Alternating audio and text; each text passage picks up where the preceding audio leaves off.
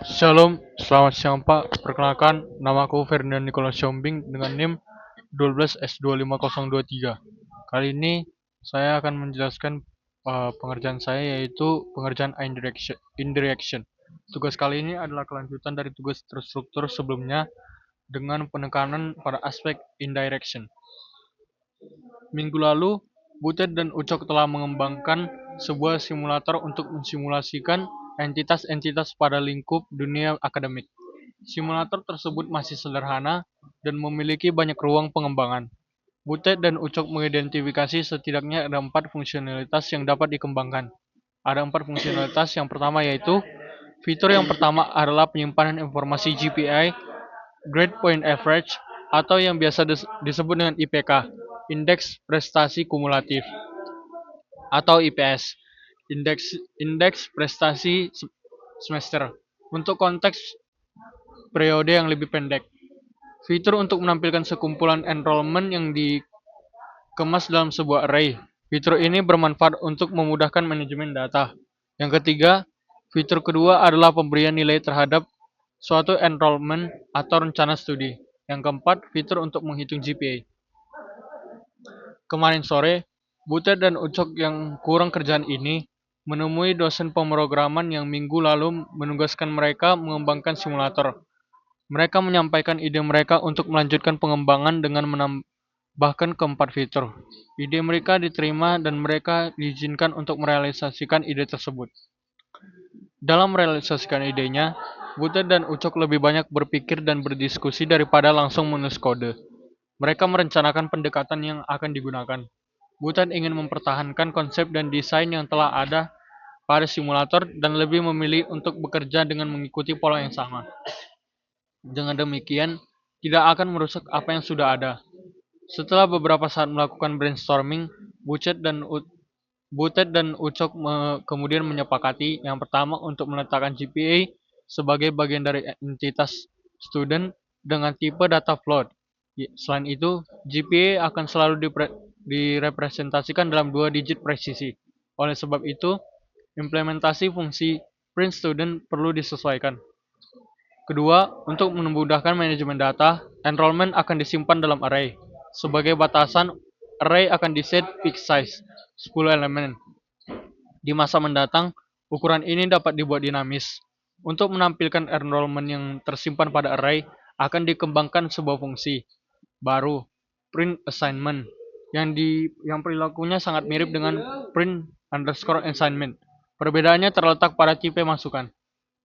Yang keempat, untuk men-set grade dari satu enrollment akan dikembangkan sebuah fungsi baru, set underscore enrollment underscore grade. Nilai diberikan pada sebuah enrollment dengan course dan student yang relevan. Jika terdapat lebih dari satu enrollment yang relevan, maka grade akan diberikan pada enrollment yang paling akhir dimasukkan. Yang kelima, untuk menghitung GPA akan dikembangkan sebuah fungsi baru, yaitu calculate underscore GPA.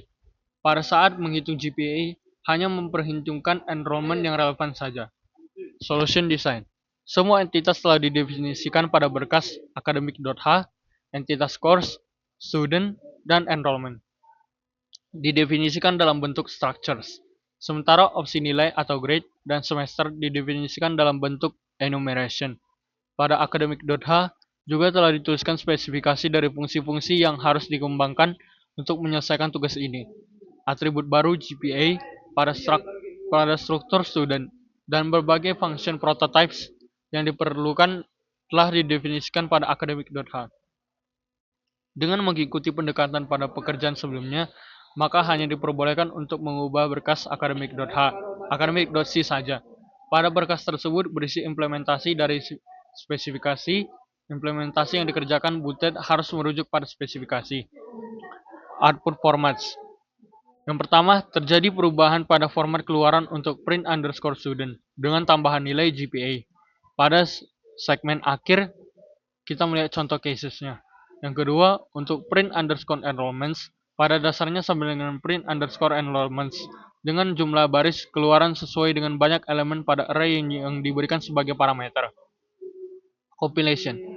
Proses kompilasi harus menyertakan program dan academic.c yang berisi implementasi dari spesifikasi Berikut ini adalah contoh perintah untuk mengkompilasi T08_01.c, yaitu sebagai berikut untuk mengkompilnya.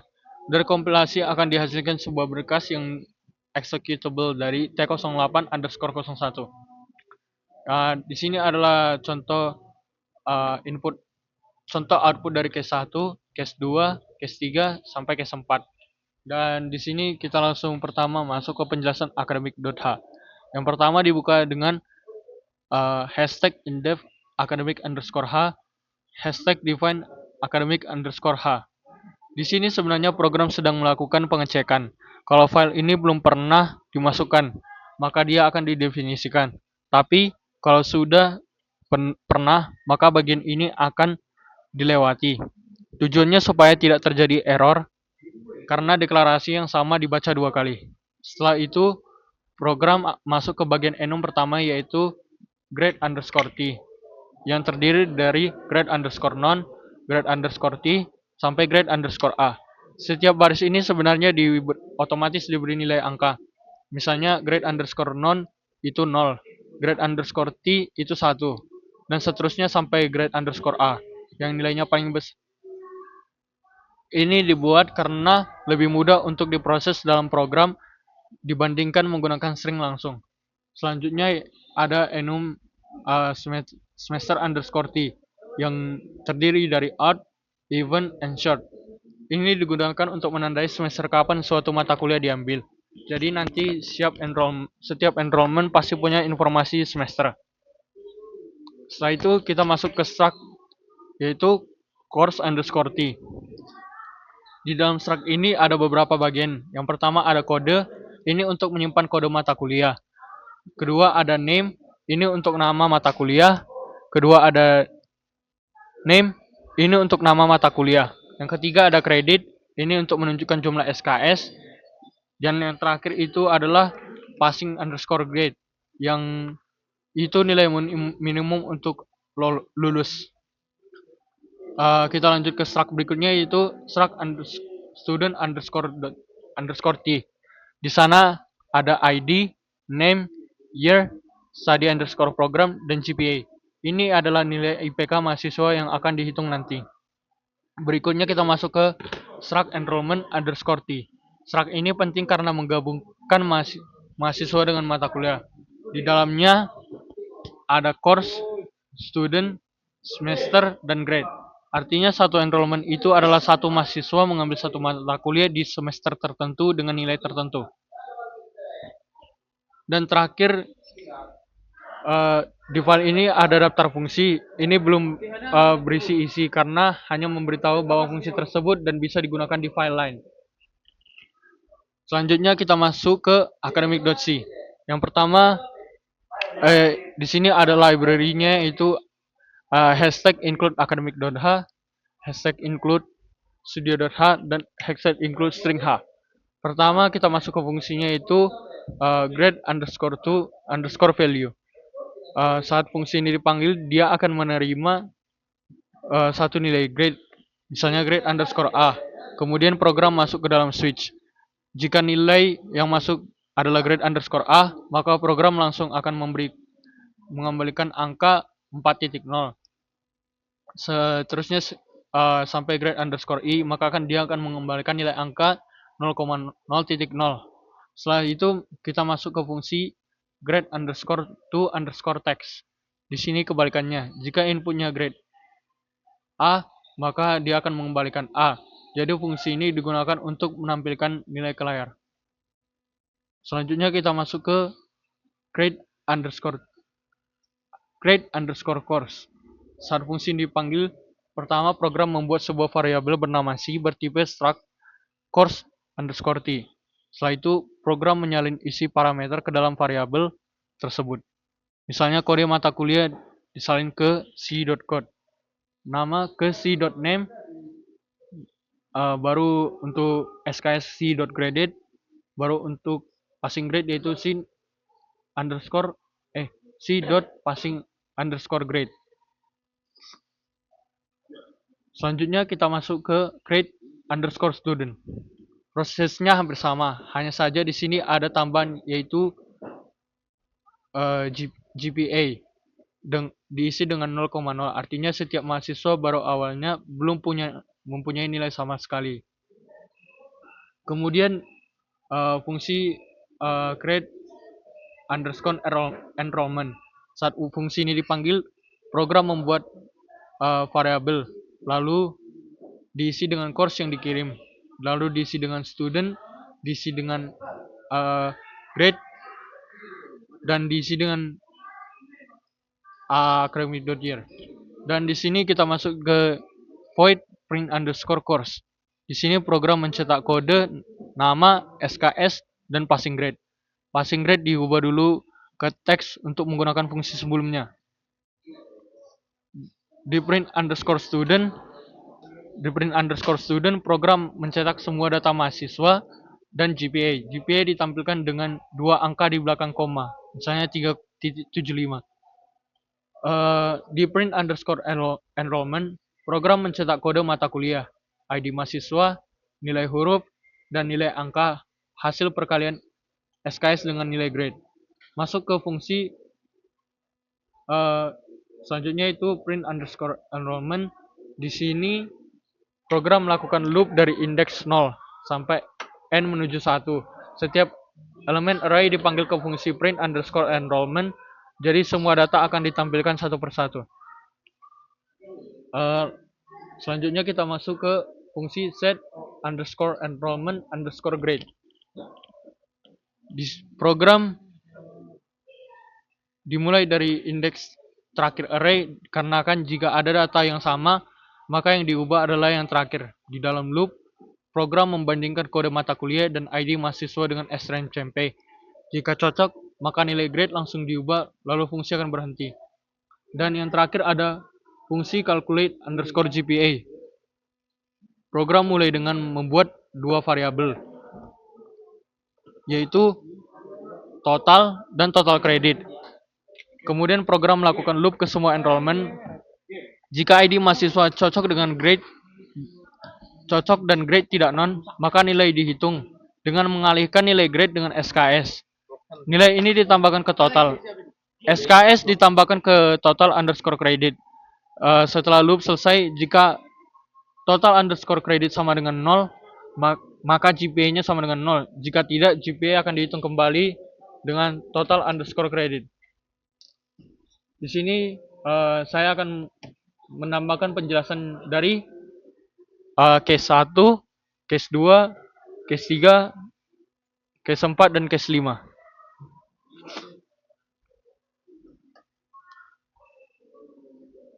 Kita lanjut ke case 1. Di sini seperti biasa ada 2 library dan ditambah define max underscore enrollment sama dengan 100. Program dimulai dari fungsi main. Saat program dijalankan, baris pertama yang dieksekusi adalah pembuatan CRS underscore VP. CRS underscore VP menggunakan fungsi create underscore course. Ketika create underscore course dipanggil dengan parameter 12 S1102 Visual Programming to grade D, program masuk ke dalam fungsi tersebut. Di dalamnya dibuat sebuah variabel struct bernama C. Kemudian satu persatu nilai dan parameter dimasukkan ke dalam struct tersebut. Pertama, string 12 S1102 disalin ke C.code menggunakan strcopy. Selain itu, Visual Programming disalin ke C.name. Nilai 2 dimasukkan ke C.credit dan grade underscore D dimasukkan ke C.passing underscore grade. Setelah semua terisi, struct C dikembalikan ke variabel CRS underscore VP. Langkah yang berikutnya, program melakukan hal yang sama untuk membuat course underscore PP, yaitu kuliah procedural programming. Setelah kedua course tersebut dibuat, program memanggil print underscore course VP. Di dalam fungsi ini, program mengambil nilai dari course underscore VP lalu mencetaknya menggunakan printf. Untuk bagian passing grade, fungsi grade underscore to text dipanggil terlebih dahulu untuk mengubah enum menjadi string d. Setelah itu print underscore course pp dijalankan dengan proses yang sama. Kemudian program membuat mahasiswa std underscore wiro menggunakan create underscore student. Di dalam fungsi ini ada data seperti id, nama, tahun, nama, tahun, dan program studi disalin ke struct dan GPA diisi dengan 0,0. Setelah itu print underscore student underscore std.wiro dipanggil. Fungsi ini mencetak semua data mahasiswa termasuk GPA yang masih 0,00 karena belum ada perhitungan. Program selesai tanpa melakukan enrollment sehingga tidak ada perubahan pada GPA. Selanjutnya kita masuk ke case 2, yaitu program berjalan sama seperti case 1 sampai pembuatan student. Setelah itu program membuat array, artinya disiapkan tempat untuk menyimpan banyak enrollment tetapi belum ada isinya. Kemudian dibuat variabel, ini digunakan untuk menunjukkan posisi array yang akan diisi berikutnya. Selanjutnya program akan memanggil. Baris ini dijalankan. Pertama, fungsi create underscore enrollment dipanggil. Di dalamnya dibuat struct i, lalu i.course diisi dengan crs underscore pp. e.student diisi dengan std. Wiro. e.semester diisi dengan semester underscore odd. Dengan e.grade diisi dengan grade underscore non. Setelah itu struct dikembalikan dan disimpan di enrollment. Setelah itu next underscore enrollment atau indeks bertambah menjadi 1. Lalu berikutnya sama dengan dilakukan untuk enrollment kedua yang disimpan enrollment 1 dan indeks menjadi 2. Kemudian program memanggil print underscore enrollment dalam kurung enrollments next underscore enrollment underscore index. Di dalam fungsi ini dilakukan loop dari i sama dengan 0 sampai 1. Dan karena grade masih non, maka dia tetap mengembalikan dia dengan nilai 0. Selanjutnya kita masuk ke case 3, yaitu program membuat array kosong, lalu masukkan 2 enrollment satu persatu. Setiap kali memasukkan, indeks bertambah. Setelah itu semua enrollment ditampilkan dan nilai masih non. Case 3, kita masuk ke case 4, yaitu setelah semua nilai ada, program memanggil calculate underscore GPA. Di dalam fungsi ini semua nilai dihitung dan dibagi total SKS. Hasilnya disimpan ke GPA mahasiswa, setelah itu mahasiswa ditampilkan lagi. Untuk yang kelima, ini program untuk membuat 4 course satu persatu lalu mencetak semuanya. Kemudian membuat 1 student dan mencetaknya. Setelah itu program akan membuat array enrollment lalu memasukkan 4 enrollment secara berurutan. Indeks selalu bertambah setiap kali data masuk. Kemudian program menampilkan semua enrollment pada tahap ini, semua nilai masih non. Setelah itu program memberi nilai satu persatu. Visual Programming diberi A, Information System diberi A, Information System Fundamental diberi A, Procedural Programming diberi AB, dan di Script Mathematics atau Matematika Discrete diberi A. Setelah semua ini diberikan, program akan menampilkan semua enrollment. Sekarang nilai sudah berubah dan nilai performa sudah terlihat. Langkah terakhir adalah menghitung GPA. Program akan menjumlahkan semua nilai yang sudah dikalikan dengan SKS, lalu membaginya dengan total SKS yaitu 10. Hasilnya adalah 3.90. Di sini saya akan mencoba merannya, yaitu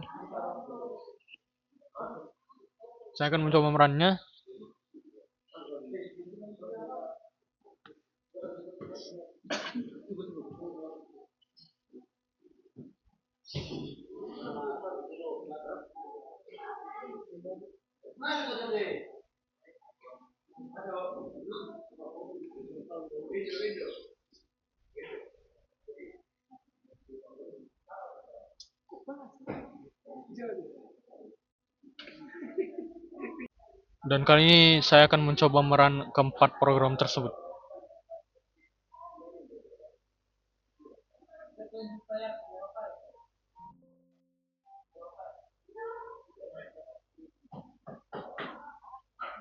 Kita masuk ke comment prompt. Pertama kita akan mencoba meran dari case 1. Oke.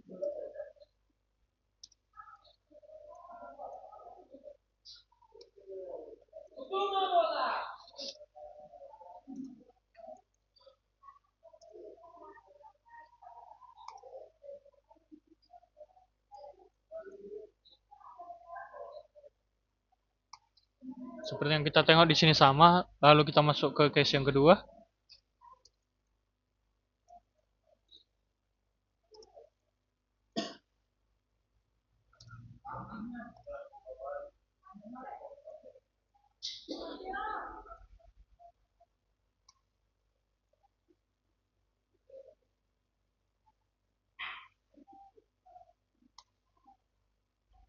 Lanjut ke case yang ketiga.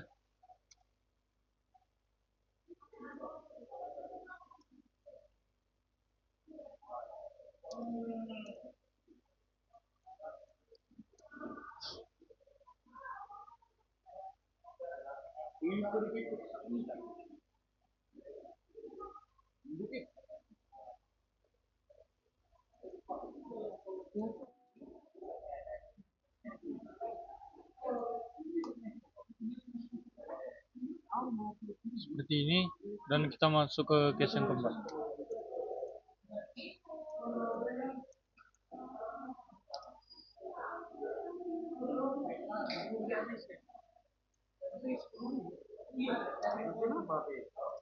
Bu, nih, lebih baik kita bergabung. Buat apa? Grup punah. Iya, asal orang kalau nih luar break makan ini. Cuma kita kadang malam luar break.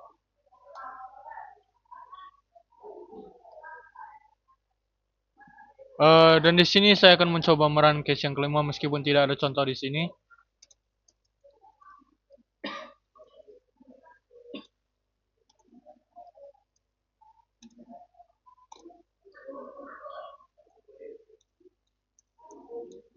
Login.